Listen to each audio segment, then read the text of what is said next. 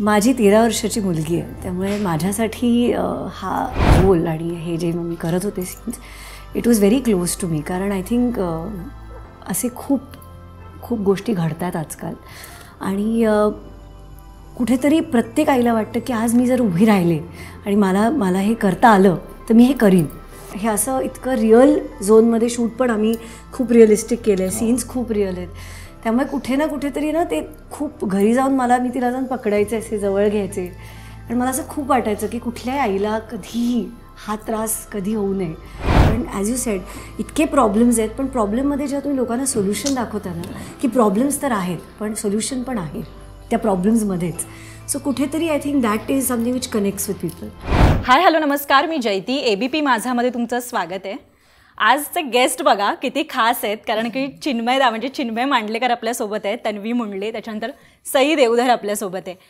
हे तिघं जण आहेत आणि काहीतरी वेगळा विषय, म्हणजे चिन्मयदा म्हणजे नेहमीच वेगळा विषय आहे आणि आता आम्हाला परत तो ZEE5 वर बघायला मिळणार आहे. मी मुद्दा म्हणून काही खास सांगत नाही आहे, कारण की चिन्मयदा त्याबद्दल सांगेन. काय भट्टी जमवली आहे, काय खास बघायला मिळणार आहे प्रेक्षकांना? भट्टी जमवण्याचं श्रेय खरं ZEE5 आणि सचिन दरेकर यांना आहे. We are a part of it. Mayri असं ह्या शोचं नाव आहे आणि it is a social story, it is a family story. एका आईच्या संघर्षाची, तिच्या रिव्हेंजची स्टोरी आहे and we all are a part of it. So no guesses for guessing who is the आई, ते तुम्हाला एवढं कळलं असेलच. So yes. तन्वी? येस, म्हणजे अर्थात माझ्यासाठी ही अपॉर्च्युनिटी खूप इम्पॉर्टंट होती. हिंदीतलं माझं पहिलं काम आहे आणि इतका ताकदीचा विषय आहे हा. सो मी खरं तर थँक्यू म्हणेन सचिन दरेकर सरना आणि अर्थात ZEE5ला या संधीसाठी. आणि तुम्ही बघाच मायरी, खूप संवेदनशील विषय आहे. सई काय सांगते? मी सचिनबरोबर पहिल्यांदा काम करते आहे, चिन्मयबरोबर पहिल्यांदा काम करते आणि माझ्यासाठी excitement was script, obviously story आणि to work with such good people. आणि ZEE5 बरोबर असोसिएशन आधीपासून आहे. So it was going back home to channel that I worked with. So माझ्यासाठी ही जर्नी खूप एक्सायटिंग होती आणि आता निकालाची वाट बघतोय की परीक्षा तर दिली आहे, आता बघूया रिझल्ट काय आहे. निकालाची सगळेच जण वाट बघत होते. सध्या महाराष्ट्रातलं चित्र वेगळं आहे आणि त्याच्यामध्ये ही मायरी येऊ घातली आहे. खरं तर परत एकदा संवेदनशील विषय हाताळणं आणि चिन्मयदादाचं त्यात कसं, म्हणजे हे नेहमीचंच आहे. एक प्रेक्षकांना म्हणतात ना, एक वेगळी सांगड आहे. हे संवेदनशील विषय हाताळताना चॅलेंजेस काही वाटतात? ऑनेस्टली इथे मी फक्त एक अभिनेता म्हणून आहे, त्यामुळे हाताळण्याचं पुन्हा एकदा खरं काम हे सचिन दरेकर, त्यांची संपूर्ण टीम यांनी केलेलं आहे. हा विषय आपल्याला आजूबाजूला घडत असतो. न्यूजपेपरमधनं आपण अशा बातम्या नेहमी वाचत असतो आणि जेव्हा न्यूजपेपरमधली बातमी तुमच्या घराच्या आत शिरते तेव्हा एका फॅमिलीचं आयुष्य कसं बदलून जातं ह्याबद्दलची ही स्टोरी आहे. त्याच्यामध्ये सिस्टीममध्ये जे लोक असतात, फॉर एक्झाम्पल पोलीस, ज्युडिशरी, हे पण त्याचा एक भाग होऊन जातात. So I represent the justice because I am playing a cop. पण तो फक्त एक इन्व्हेस्टिगेट करणारा पोलीस नाही आहे, तर ह्या सगळ्या फॅमिलीकडे तो तटस्थपणे बघतोय बाहेरून, पण at the same time he also feels for them की जे होत आहे, जे घडतंय ते बरोबर नाही आहे. त्यामुळे येस, त्या अनुषंगाने हे खूपच सेन्सिटिव्ह आहे असं वाटतं मला. तू या सिरीजमध्ये पोलिसांचा रोल करतोयस आणि प्रत्येक आपण भूमिका जेव्हा करत असतो तेव्हा आपण बघत असतो, 10 गोष्टी आपण ऑब्झर्व करत असतो आणि त्याच्यातून मग एक गोष्ट घेतो. तशी पोलिसांमधनं एक गोष्ट अशी काय घेतलीस की जी पहिल्यांदा बघितल्यावर तुला ही क्लिक झाली की नाही हे आहे असं? नॉर्मली जेव्हा आपण पोलीस म्हणतो तेव्हा पोलीस सतत प्रश्न विचारत असतात, कारण त्यांचं कामच ते. म्हणजे माझा ह्या शोमधला ऑलमोस्ट प्रत्येक सीन हा इंटरोगेशनचा सीन आहे, ऑलमोस्ट. सो ते करत असताना ते वेगळं कसं वाटेल. काही वेळेला तुम्ही प्रश्न समोरच्याला अनकम्फर्टेबल करण्यासाठी विचारता आणि काही वेळेला तुम्ही प्रश्न समोरच्याला कम्फर्टेबल करण्यासाठी विचारता, त्याला दिलासा देण्यासाठी विचारता. सो तो एक भाग माझ्यासाठी महत्त्वाचा होता की नेमकं विक्टिम कोण आहे, नेमकं पर्पट्रेटर कोण आहे आणि त्यांच्याबरोबर बोलताना पोलीसच आहे, तो काही वेगळा आवाज काढून बोलत नाही आहे, बट तुमचा ॲटिट्यूड बदलतो. सो ती बाजू माझ्यासाठी महत्त्वाची होती आणि आमचे डायरेक्टर सचिन दरेकर सर त्यांनी त्या पद्धतीनेच हे मांडूया असं सांगितलं होतं. आईची भूमिका आणि हे सगळं आता म्हणजे ठीक आहे जे काही चाललंय ट्रेलरमध्ये ते, पण जेव्हा आई लढायला उतरते तेव्हा ती खूप म्हणजे म्हणतात ना ती आईचं ते रूप वेगळं आहे. काय सांगशील सई ह्याविषयी? माझी 13 वर्षाची मुलगी आहे, त्यामुळे माझ्यासाठी हा रोल आणि हे जे मी करत होते scenes, it was very close to me. कारण आय थिंक असे खूप खूप गोष्टी घडतात आजकाल आणि कुठेतरी प्रत्येक आईला वाटतं की आज मी जर उभी राहिले आणि मला हे करता आलं तर मी हे करीन. सो मला असं वाटलं जेव्हा मी करताना सुद्धा मला बरेचदा सीन्स एक सीन आहे त्याच्यातनं मला त्याच्यानंतर एक ॲक्च्युली जाऊन बसायला लागलं थोडा वेळ. कारण जेव्हा तुम्ही स्वतःला त्या सीनमध्ये घालता आणि असा विचार करता की हे जर माझ्या घरी झालं असतं तर काय झालं असतं, म्हणजे मनस्थिती काय झाली असते आणि त्या आयांची काय होत असेल. आणि इतकं जस्टिफाईड वाटतं ना की जर त्यांना जस्टिस नाही मिळालं तर मग काय करावं, त्यांनी कुठे जावं आणि का नाही स्वतःच्या हातात घ्यावं ते. तर ते कुठेतरी मला अभिनय करताना ते कुठेतरी असं फील होत होतं की बाकीच्यांच्या घरी काय मनस्थिती काय असेल, काय होत असेल त्यांची. सो जरा डिस्टर्बिंग वाटत होतं शूट करताना, but I am so glad की असा विषय करता आला आणि कुठेतरी हीच इच्छा आहे की लोकांपर्यंत तो पोचावा आणि लोकांना म्हणजे प्रीच नाही करायचं आहे आम्हाला, पण कुठेतरी I feel it definitely awakens a lot of this की कुठेतरी सिस्टममध्ये किंवा कुठेतरी सगळ्या गोष्टींमध्ये थोडासा बदल येऊ शकतो, so that people don't have to take things in their own hand. काय सांगशील भूमिकेविषयी? मनस्वी एक 18 वर्षाची एक रिबेलियस टीनेजर आहे. ते वयच असं असतं जेव्हा आपल्याला वाटतं की आपले पेरेंट्स खूप ओव्हर प्रोटेक्टिव्ह होत आहेत. सो तो थोडासा अप्रोच आहे तिचा, बट तिच्या आयुष्यात हा एक प्रसंग घडतो ज्यानंतरचं तिचं आयुष्य आणि तो जो ट्रॉमा आहे. ॲक्टर म्हणून आपण हे इमॅजिनही नाही करू शकत की ती वेदना काय असेल, त्या वेदनेची इंटेन्सिटी काय असेल. आणि त्यामुळे ते मांडणं माझ्यासाठी चॅलेंजिंग होतं. मी माझे पूर्ण प्रयत्न केले आहेत जितकं मला पोहोचवता येईल आणि त्या भूमिकेला न्याय देता येईल तेवढा देण्याचा प्रयत्न केला आहे.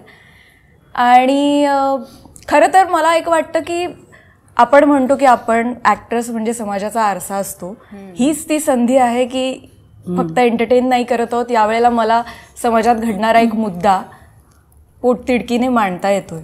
सो येस, माझ्यासाठी हे खूप चॅलेंजिंग आणि छान, मला आवडलं हे काम करायला. खरं तर समाजात या सगळ्या घटना म्हणजे अलीकडे आपण 6-7 महिने बघितले तर म्हणजे न्यूजपेपरमध्ये, न्यूज चॅनल्समध्ये म्हणजे आम्हाला तर रोज बातम्या कव्हर करून वाईट वाटतंय की रोज रोज आपण हेच करतोय.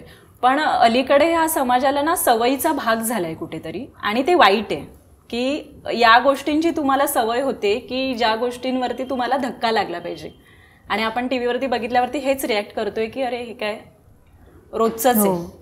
तर ही जेव्हा संवेदनशील विषयावरती भूमिका करायला मिळते किंवा भूमिका साकारत असता तुम्ही, आणि परत मग ते ॲक्टिंग आणि तेव्हा त्याची कुठेतरी दाहकता जाणवतेच.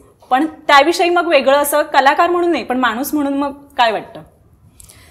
तेच म्हणजे एक्झॅक्टली की जेव्हा तुम्ही हे जसं तुम्ही एक्झॅक्टली म्हटलात की रोज तुम्ही ही बातमी वाचता किंवा बघता, कुठेतरी तुम्ही इन्सेन्सिटिव्ह व्हायला लागता. ते कानावर पडून असं वाटायला लागतं हे तर होतच आहे. पण जेव्हा अशी कुठली तरी गोष्ट घडते, जेव्हा न्यूजमध्ये असं कळतं की आईवडिलांनी स्वतः हातात घेऊन काहीतरी प्रयत्न केला आणि त्याला स्वतः शिक्षा द्यायचा प्रयत्न केला, एकदम सगळे हे होतात की अरे बरोबर आहे, असं व्हायला पाहिजे. सो आय फील कुठेतरी अशा गोष्टी, ॲज आय सेड आधी पण मी तेच म्हटलं की कुठेतरी अशा गोष्टी जर बाहेर आल्या तर कुठेतरी आय फील क्राईम आणि हे पण जर दे बिकम अ लिटल, म्हणजे आपल्याकडे फास्ट ट्रॅक गोष्टी जर झाल्या आणि थोडं सिरियसली म्हणजे केसला नीट समजून की काय नक्की घडलं आहे हे जरा झालं तर बरं होईल. म्हणजे अर्थात ॲज ॲक्टर्स आणि ॲज क्रिएटिव्ह पीपल आम्ही फक्त गोष्ट मांडू शकतो आणि सांगू शकतो, पण कुठेतरी ॲज शी सेड की समाजाचा आरसा आहे, त्यामुळे अशा गोष्टी जितकं रोमॅन्टिक आणि अशा फिल्म्स किंवा सिरियल्स येतात तशा ह्याही येणं फार गरजेचं आहे. आय थिंक माझं उत्तर काही फार वेगळं नाही आहे.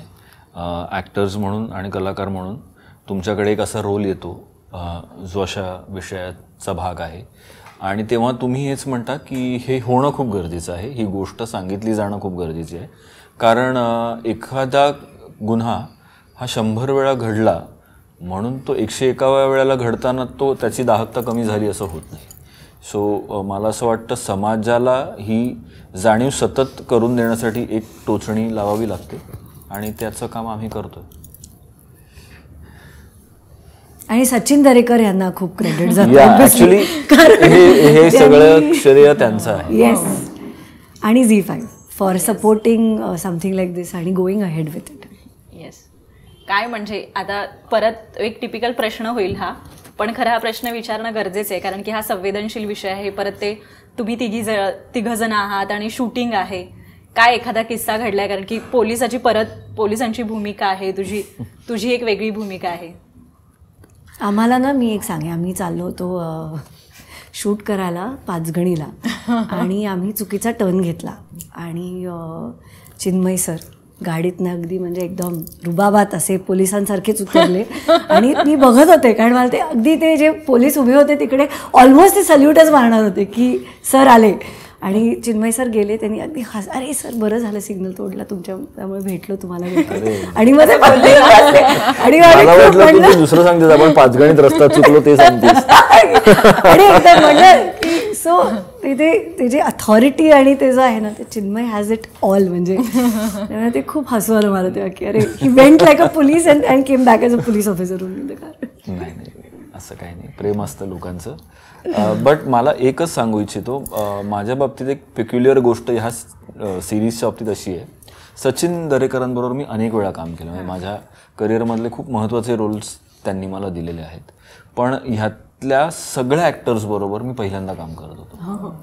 सई, तन्वी, सागर ह्या सगळ्यांबरोबर I don't think there is a single actor ज्याच्यावर मी आधी कधीही काम केलं आहे.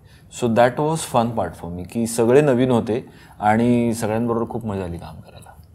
पण आता सईने सांगितल्याप्रमाणे जेव्हा ती वर्दी अंगावर असते काय फील असतं? म्हणजे मी ह्या शो मध्ये वर्दी घातलीच नाही, एकदाच घातली फक्त कोर्टच्या सीन. बाकी मी सिव्हिल मध्ये. गरज नाही त्यांना.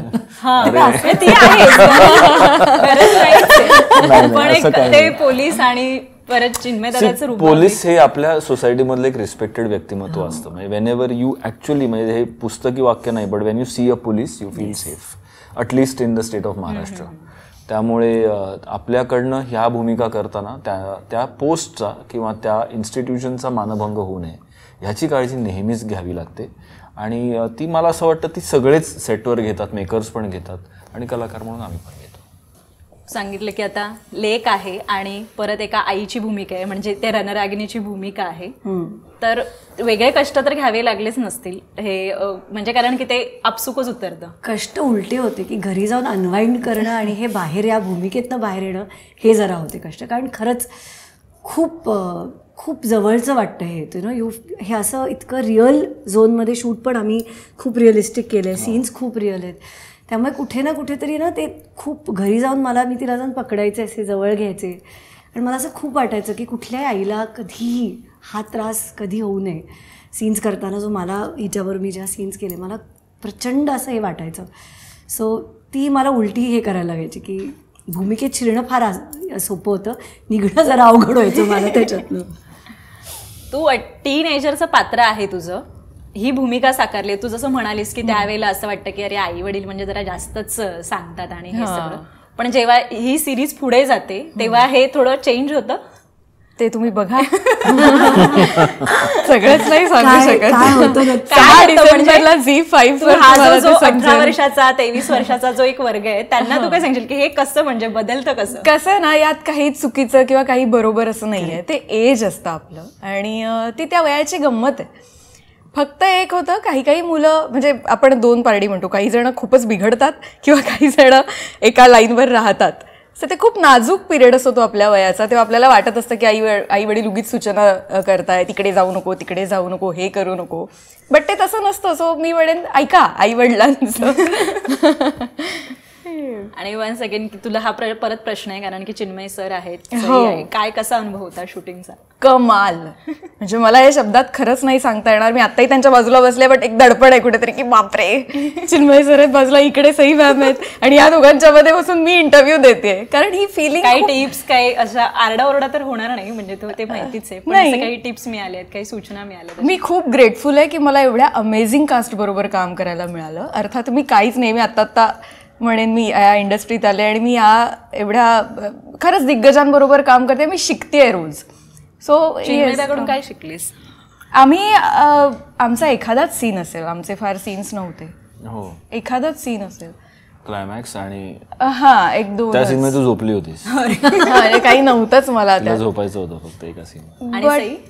त्यांच्याबरोबर तर आता आमचे सुरू जुळायला लागले. नाही, खरंच मजा आली काम करून. एक आईचं जी एक फिलिंग लागते आपल्याला, आता या भावना येण्यासाठी तुम्हा दोन ॲक्ट्रेसमध्ये जर तुम्ही जर तेवढे जेलअप झालेले नसाल तर ते नाही जमत. कधी कधी एक ऑकवर्डनेस राहतो आणि तो रिफ्लेक्ट होतो आपल्या कामात. हे मी खूप त्यांनाच क्रेडिट देईन की त्या तितक्या एकदम डाऊन टू अर्थ आहेत आणि मला त्यांनी खूप आपलंसं करून घेतलं. कसं आहे ना, once a mother for ever a mother, तो एक टोनच लागतो यायचं. थांब, नको करूस, हे केलंस का, हे ऑटोमॅटिकली ते तुमच्या ते फॉर एव्हरच असतं. मग आणि एक आमचे सागर दादा, दोघंही म्हणजे दोघंही आता इथे नाही. खूपच मजा आली शूट करताना, खूप हसलो, खूपच इट वॉज. असं संपलं शूटिंग, कळलंच नाही. परत हा महत्त्वाचा प्रश्न शेवटचा, की आपल्याकडे म्हणजे मराठी तुम्ही सगळे स्टार कास्ट आहात, आणि हा हिंदी जरी सिरीज असेल तरी आपल्याकडे बऱ्याचदा म्हणजे एंटरटेनमेंटच्या नावावरती फक्त एंटरटेनमेंट फार सिरियस विषय अलीकडे लोकांना नको आहेत, की नका देऊ जास्त सिरियस विषय, आम्हाला आवडत नाही, कारण की मग आम्ही स्वतःचं एंटरटेनमेंट करायला येतोय OTTवर म्हणा किंवा थिएटरमध्ये म्हणा, आम्हाला जास्त सिरियस विषयांची गरज नाही आहे. आणि त्याच्यामध्ये असा संवेदनशील विषय घेऊन येणं हे खरंच चॅलेंज आहे. पण हे संवेदनशील विषय ही गरजेचे आहेत आणि ते लोकांसमोर आले पाहिजेत. काय वाटतं जेव्हा प्रेक्षक असे रिॲक्शन्स देतात त्यावेळेला? ॲक्च्युली असं नाही होत. सी, एक इंग्लिशमध्ये एक म्हण आहे, it takes all sorts to make the world, की जगात प्रत्येक गोष्टीला स्थान आहे. जसं आपल्याला हसण्याची गरज आहे, जसं सस्पेन्सची गरज आहे, जसं भूताच्या गोष्टींची गरज आहे. आता बघा ना, हॉरर फिल्म्स अचानक चालू लागले, अचानक लोकांना खूप आवडू लागल्या. तसंच वेळोवेळी आपल्या नाटकांमध्ये, फिल्म्समध्ये, इवन टेलिव्हिजनवर सुद्धा संवेदनशील विषय येत राहतात.